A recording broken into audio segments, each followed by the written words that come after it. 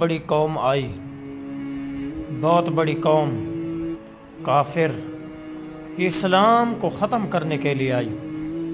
ان کا سب سے بڑا جو تھا نا بادشاہ، وہ تھا ہلاکو خان، چنگیز خان۔ یہ کچھ 610 میں آیا ہے اور یہ ابھرا 610 کے اندر، تو 666 کے اندر اس نے وفات پائی۔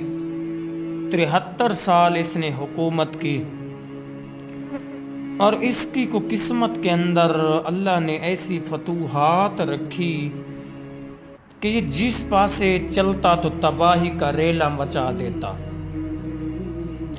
ان کا بڑا نشانہ جو تھا نا، بڑا نشانہ، وہ مسلمان تھے، مسلمانوں کو قتل کر دیتا تھا۔ بڑا نشانہ اس کا مسلمان تھا۔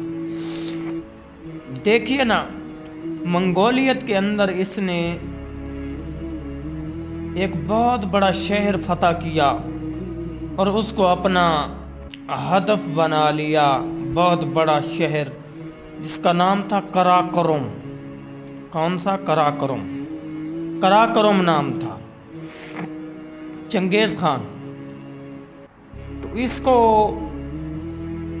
جہانگیری کے بارے میں، ظاہری کے بارے میں اور فتوحات کے بارے میں اللہ نے اس کو عجب علم دے رکھا تھا، عجب۔ اس کے 4 بیٹے تھے۔ بڑا بیٹا جو تھا نا، جوجی تھا، جوجی۔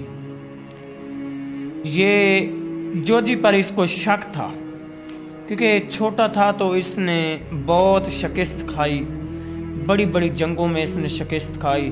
تو ایک جنگ کے اندر اس کی بیوی تھی پرپائی خاتون، تو اس وقت یہ حاملہ تھی۔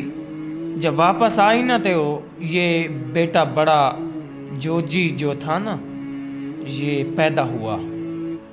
تو اس کو شک تھا جوجی کو اوپر۔ پرپائی خاتون اس کے بڑا احترام کرتی تھی اور بڑی عزت دیا کرتی تھی اس کو۔ تو اس کی جانشینی کے اندر، اس کی زیر نگرانی کے اندر اس کے 3 بیٹے پیدا ہوئے، اغتائی، چغتائی اور طولوئی، 3 بیٹے۔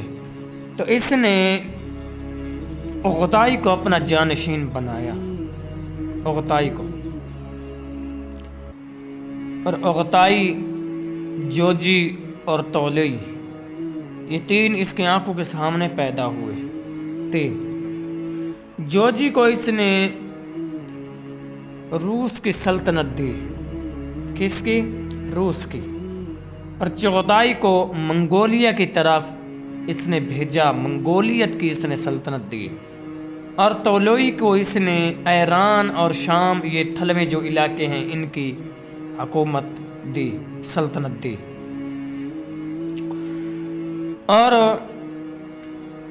سغتائی کو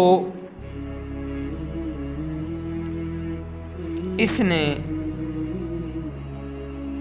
کوہاٹ تک پہنچایا، یہ کوہاٹ تک پہنچا۔ کوہاٹ کے اندر زیادہ مسلمان تھے، لاچار غریب تھے، تنگ دست۔ تو یہ بڑے